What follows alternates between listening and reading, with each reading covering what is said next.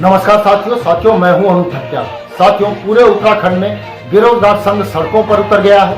उत्तराखंड में paper leak को लेकर लगातार प्रदर्शन हो रहे हैं। देहरादून से लेकर हल्द्वानी, पौड़ी, गढ़वाल, श्रीनगर, रुद्रप्रयाग, पिथौरागढ़, बागेश्वर, सब जगह युवा सड़क पर जमकर नारेबाजी कर रहे हैं। पेपर लीक की सीबीआई जांच कराने की मांग की जा रही है, जो कि अब और भी तेज हो गई है।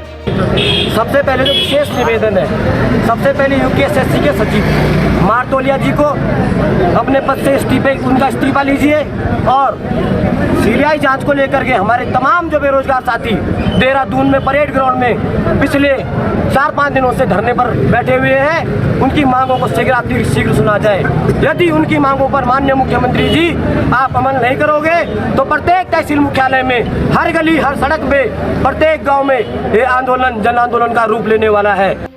देखिए किस तरह से लगातार प्रदर्शन हो रहे हैं और युवा वह प्रदर्शन करते हुए उत्तराखंड में नजर आ रहे हैं। सीबीआई जांच की मांग की जा रही है। हालांकि एसआईटी का गठन सरकार की तरफ से कर दिया गया है और उनका कहना है कि 1 महीने के बाद रिपोर्ट सामने आ जाएगी।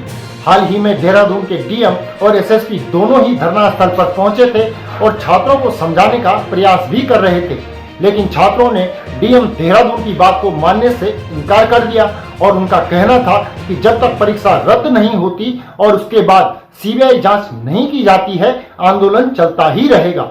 लेकिन यह आंदोलन अब सरकार के लिए भी एक सिरदर्द बनता ही जा रहा है। पूरे उत्तराखंड में आज पूरे उत्तराखंड का युवा परेशान है, पीड़ित है और ये जो बार भर्ती घोटाले उत्तराखंड में हो रहे हैं, उन सभी से आहत है और बेरोजगारों के जो रोजगार पे डाका डालने का जो उत्तराखंड में काम चल रहा और नकल रोधी कानून बनने के बाद भी अगर कुछ लोग ऐसा दुस्साहस कर रहे हैं तो कहीं ना कहीं बेरोजगारों के साथ एक खिलवाड़ किया जा रहा है उनके भविष्य से। हम चाहते हैं कि जब तक दामी सरकार और मोदी सरकार उत्तराखंड के भर्ती घोटाला और इस पेपर लीक की सीबीआई जांच नहीं करवाती है, तब तक उत्तराखंड का युवा चैन से नहीं बैठेगा। साथियों, उधर कांग्रेस भी गांधी पार्क के सामने धरने पर बैठी हुई है और उसका भी कहना यही है कि परीक्षा पूरी तरह से रद्द की जानी चाहिए और उसके बाद कौन कौन दोषी हैं उनके खिलाफ कार्रवाई की जानी चाहिए और इस पूरे प्रकरण की सीबीआई जांच की जानी चाहिए। एसआईटी जो है सरकार के इशारे पे काम करेगी। अब पकड़े जाने वाले लोग भी बीजेपी से जुड़े हुए हैं, तो हम कैसे मांग ले कि न्याय होगा। पहले भी हाकम सिंह पकड़ा गया था और तब पटवारी पेपर लीक में इनका मंडल अध्यक्ष मंगलौर पकड़ा गया था।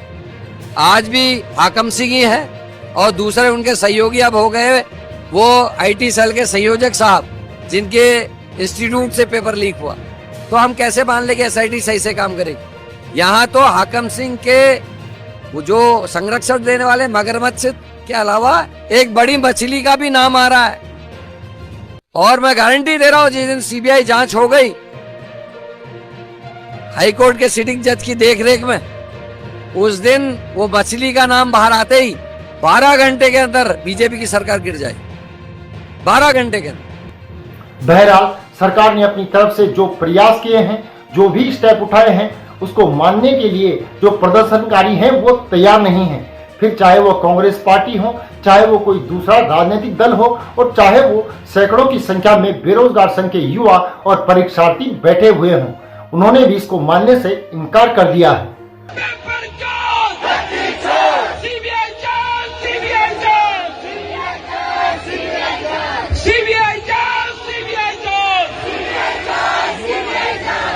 साथियों, इस पर अपनी राय कमेंट करके हमें जरूर बताएं। चैनल को सब्सक्राइब कर लें और आप नीचे दिए गए नंबर या फिर क्यूआर कोड के माध्यम से हमारा आर्थिक सहयोग भी जरूर करें। अभी के लिए इतना ही। अगली वीडियो में जल्द ही पुनः मुलाकात होगी। तब तक के लिए नमस्कार।